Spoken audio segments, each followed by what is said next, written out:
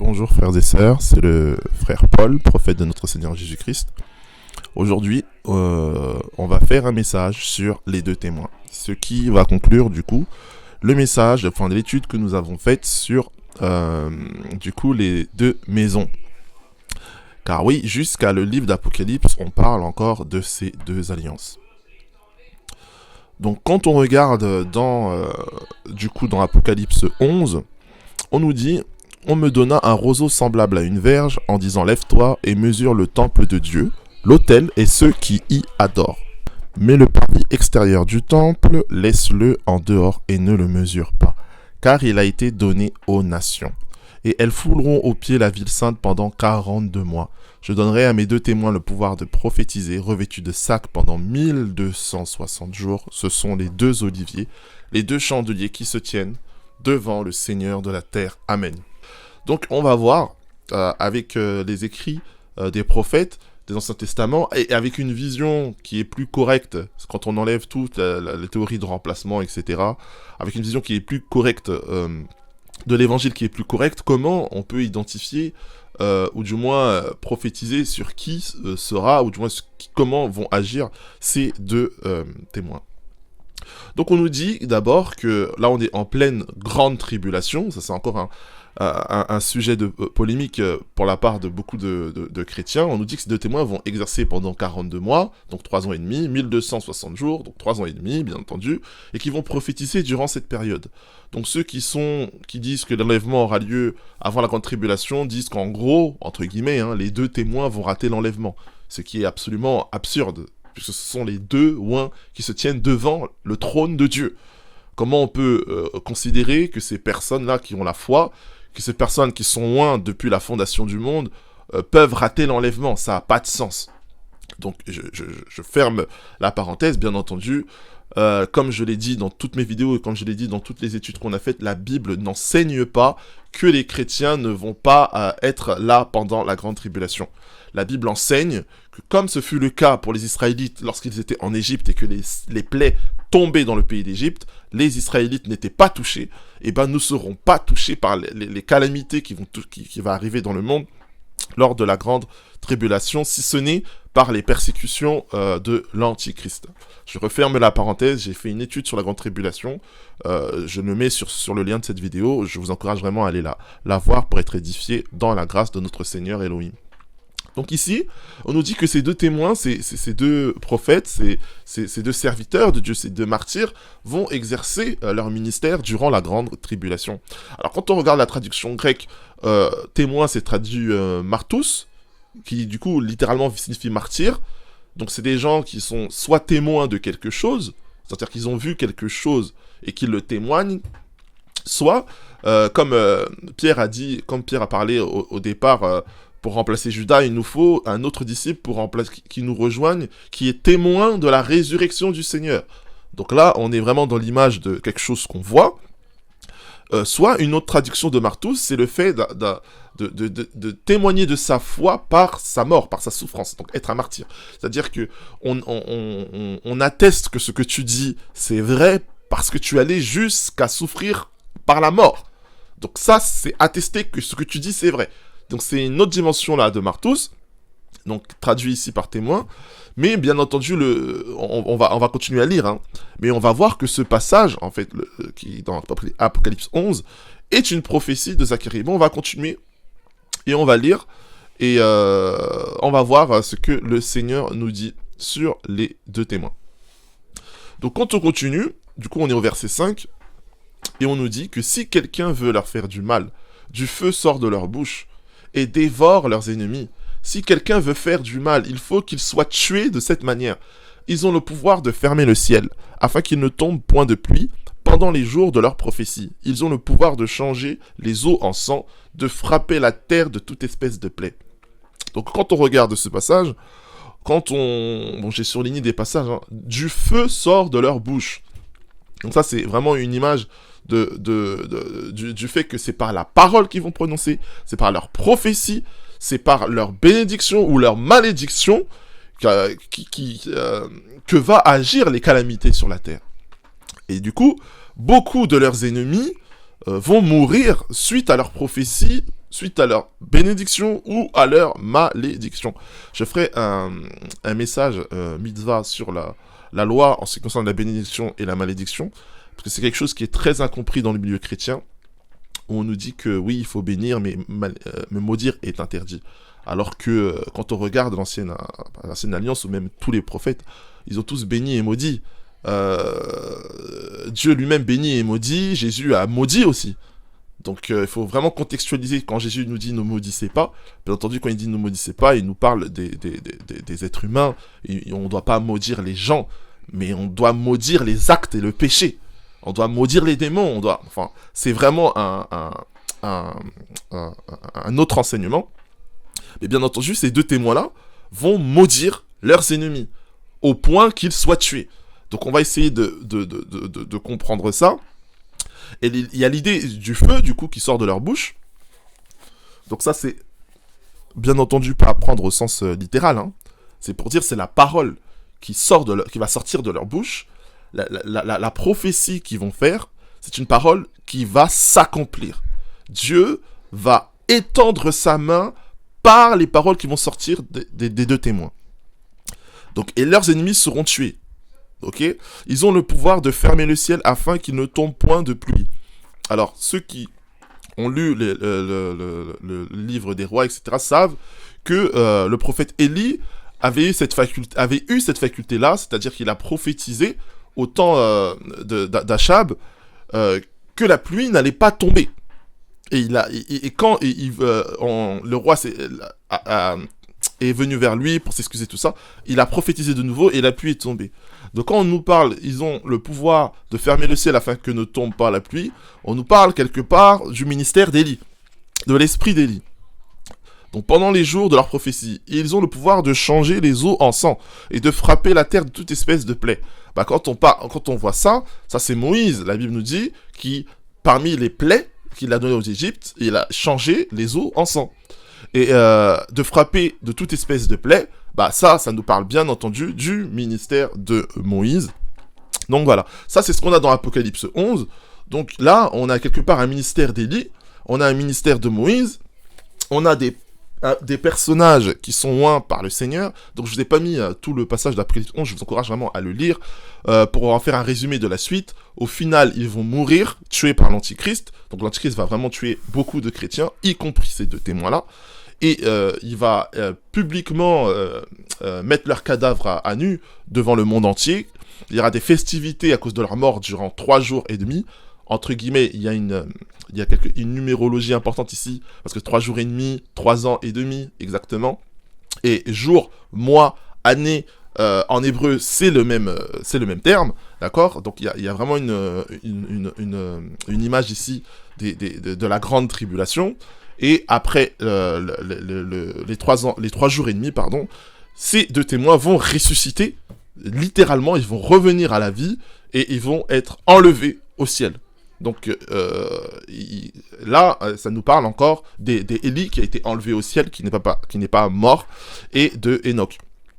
Donc là, c'est la première partie qui peut expliquer les spéculations qu'il y a autour de ces deux témoins, qui est que ils vont pas connaître la mort, donc ils vont pas demeurer dans le repos puisqu'ils vont ressusciter et être enlevés au ciel, comme ce fut le cas de Enoch et Élie, et ils vont exercer un ministère de Moïse, c'est-à-dire envoyer des plaies. Et on voit que la grande tribulation est un temps dans lequel il y a énormément de plaies qui se font. Il y a des images pour ça, on voit les anges qui envoient des plaies sur terre, mais bien entendu, l'exercice du ministère des anges va se faire par l'intermédiaire des serviteurs de Dieu et des prophètes. Ils vont prophétiser contre les plaies. Et les plaies vont arriver pourquoi ? Ils vont arriver à cause du péché. Donc voilà, et puis voilà. Donc quand on regarde Apocalypse 11 comme ça, on peut se dire, mais on comprend pas... voilà, quel chrétien, qui va être ces deux témoins, et quand ils vont venir, comment pourra-t-on les reconnaître, puisque là, on a très peu d'indices. Mais en fait, il ne faut pas simplement regarder Apocalypse 11, il faut aussi regarder Zacharie 4, parce que de base, la prophétie d'Apocalypse 11, les prophéties d'Apocalypse sont des prophéties qui sont reprises. C'est des prophéties qui ont été scellées dans l'Ancien Testament, qui ont été reprises pour être décellées. D'accord ? Comme on l'a vu, pour ceux qui ont l'habitude de voir mes vidéos, en ce qui concerne les prophéties de Daniel, qui ont été beaucoup plus approfondies dans l'Apocalypse. Ici, c'est la prophétie de Zacharie qui a été beaucoup plus approfondie. Donc j'ai pas pris tout Zacharie pour être trop long, mais Zacharie c'est exactement identique, où on nous dit qu'il voit les 2 chandeliers d'or et les 2 oliviers, etc., qui sont les 2 témoins. Alors dans Zacharie 4, on a plus de précision, puisque lorsque là Jean nous arrête en disant voilà, ce sont les 2 témoins, mais il ne questionne pas l'ange en disant mais qui sont les 2 témoins? Et nous on veut la réponse à cette question, c'est qui vont être les 2 témoins, les 2 oins? Déjà dans Zacharie 4, on ne nous parle pas de 2 témoins, il y a une meilleure traduction, on nous dit Ben Yatsar, c'est-à-dire les fils de l'huile, les fils de l'onction. Donc là on parle des 2 oins du Seigneur. Vous lisez Zacharie 4, je vous encourage vraiment à le lire, c'est exactement les mêmes prophéties que Jean, mais Jean a décrit un peu plus le ministère de ces 2 témoins, ce que n'a pas fait Zacharie, mais Zacharie au moins a décrit qui étaient les 2 témoins. Donc, quand on nous dit, il nous pose la question de qui sont les 2 témoins, donc Ben Yatsar, les fils de l'huile, dans Zacharie 4, les fils de l'onction, et ben l'ange répond, ce sont ceux-là, les 2 qui se tiennent devant le trône de Dieu. Et en fait, il faut savoir que le trône de Dieu, dans l'Ancienne Alliance, c'est le temple de Jérusalem. Le temple de Jérusalem, trône de Dieu, comme j'ai fait l'étude le Shabbat dernier, c'est là où le Saint-Esprit, entre les 2 chérubins, vient pour entrer dans la présence du Kohen Gadol, du grand sacrificateur, une fois par an. Donc, en Israël, il faut savoir, et du coup là, on rentre vraiment dans l'idée messianique, dans l'idée juive. Quand on parle d'onction, vous dites ça à n'importe quel Israélite, il vous parle du prophète, du roi et du sacrificateur. Et quand on contextualise un peu Zacharie 4, je vous ai mis un passage, je vous ai pas mis tout Zacharie 4 pour pas être trop long, on nous dit ce n'est ni par la puissance ni par la force, mais c'est par mon esprit, dit l'Éternel des armées. Qui es-tu, grande montagne, devant Zorobabel, tu seras aplani. Donc on voit que contextuellement, Zacharie avait une prophétie à faire à Zorobabel. Qui était Zorobabel? Zorobabel, c'est l'ancêtre de Jésus. Il était gouverneur de la Judée en ce temps. Donc littéralement, entre guillemets, c'était un roi, en fait. C'était lui le loin de son époque. Donc il a exercé son ministère en tant que roi Zorobabel avec le grand sacrificateur, dont l'objectif était la reconstruction du temple de Jérusalem. Donc là, le grand sacrificateur, c'était Josué, d'accord? Donc là, elle apparaît dans d'autres passages, et Josué, bien entendu, étant grand sacrificateur, était un 2e oint devant Dieu. Donc, les 2 oints, les 2 témoins, qui sont repris dans Jean, et qui viennent de la prophétie de Zacharie, ne sont rien d'autre que le grand sacrificateur et le roi du temps de la grande tribulation. Donc, ils seront, non seulement ils exerceront un ministère propre à leur témoignage, c'est-à-dire à ce que Dieu veut pour eux, mais ils auront une responsabilité publique. C'est pas n'importe qui va apparaître, qui va faire une église, qui va faire un ministère, qui va être qui va être un témoin. Non, Zorobabel était un gouverneur, il a été établi comme roi, il avait la responsabilité du peuple juif, des ex-exilés de Babylone qui sont revenus en terre promise, et il a manifesté la volonté de reconstruire le second temple. C'était la responsabilité de Zorobabel. Donc, associé à sa responsabilité, entre guillemets, politique et publique, il avait la foi au Dieu d'Israël. D'accord? Et ensuite, le Kohen Gadol, Josué de son époque, était le grand sacrificateur. Aussi, c'était pas n'importe qui, il devait exercer son ministère pour reconstruire le second temple, mais il était grand sacrificateur. Tout ça pour dire quoi? C'est que durant la grande tribulation, les 2 témoins auront à faire le ministère de Moïse, comme je l'ai dit avant, c'est-à-dire changer l'eau en sang, envoyer les plaies en termes prophétiques, le ministère d'Élie, mais ils auront aussi une responsabilité publique. Ils seront loin pour une mission concrète. Donc, il est très probable que ces 2 témoins soient juifs, d'accord? Et quand on parle du ministère de Élie, et là, du coup, ça nous renvoie à toute l'histoire d'Élie et tout. Ça serait une étude vraiment longue, mais pour vous en faire un résumé court, Élie n'a fait que combattre les Baal, les fils de Baal, c'est-à-dire les faux prophètes, Le ministère d'Élie était de dire aux Israélites d'adorer le véritable Dieu. Donc c'était un ministère sacerdotal. Il a mené un combat religieux contre Achab et du coup et sa femme Jézabel et tous les faux prophètes. Élie, c'était ça, son ministère. Moïse, son ministère était autre. Moïse devait convaincre le pharaon, c'est-à-dire la puissance de l'époque. Il devait contraindre le pharaon de changer sa politique en matière du traitement juif, parce que les Israélites étaient esclaves à l'époque, et il devait le contraindre de libérer le peuple. Donc Moïse devait combattre un roi, il devait combattre une politique, et pas n'importe quel roi, le roi du monde de l'époque. Donc le 1 ou 1, c'est-à-dire prophétiquement, qu'est-ce que cela signifie? Le ministère de un des deux témoins sera de combattre directement l'antichrist, de combattre directement sa politique. Il aura pour mission d'unir entre guillemets les juifs convertis avec les chrétiens convertis, c'est-à-dire ceux qui n'ont pas pris la marque de la bête, mais aussi de combattre l'antichrist. Ça, c'est le ministère de Moïse. Le deuxième témoin aura un ministère sacerdotal. C'est-à-dire, entre guillemets, le ministère de Moïse, c'est un ministère de roi, royal, et le ministère sacerdotal, du coup, le grand sacrificateur, c'est le ministère d'Élie. Il devra combattre les fausses religions. La fausse religion universelle. Il combattra le faux prophète. D'accord? Donc, il devra combattre, il combattra du coup l'antichrist, parce que l'antichrist c'est l'homme religieux et le faux prophète c'est l'homme politique. Mais il y a souvent cette confusion, pardonnez-moi. Mais en fait, il combattra en gros la fausse religion. Il sera celui-là qui devra parler aux chrétiens qui sont séduits par la fausse religion universelle, aux juifs qui sont séduits par la fausse religion universelle et au reste du monde. Il sera un ministère doctrinal et religieux. Ça, c'est le ministère du deuxième témoin. Et entre le ministère politique et le ministère doctrinal religieux, les deux travailleront de pair par des miracles pour maudire les ennemis, pour détruire, envoyer des plaies sur la terre et détruire les nations qui se sont gangrénées dans le péché. Et ça ne sera pas par la force, ce ne sera pas une sorte de guerre, ça ne sera pas du terrorisme avec des explosions, tout ça, comme on voit les islamistes radicaux aujourd'hui. Non, ça sera par la force de l'Esprit de l'Éternel. Ils vont simplement dire un mot et la chose arrivera. Et du coup, on voit que le ministère des deux témoins sont en lien directement avec aussi les deux maisons. Dans Romains 11, on nous parle des oliviers sauvages. Nous sommes aussi une olivier, et dans Psaume et dans les prophéties, on nous parle d'Israël comme étant un olivier verdoyant. Donc prophétiquement aussi, les deux témoins vont caractériser les deux maisons d'Israël, à savoir le judaïsme et le christianisme, qui se tiennent devant le trône de Dieu. Le christianisme par la foi en Yeshua, et le judaïsme par les traditions des pères, notamment le temple, et aussi les lieux très saints.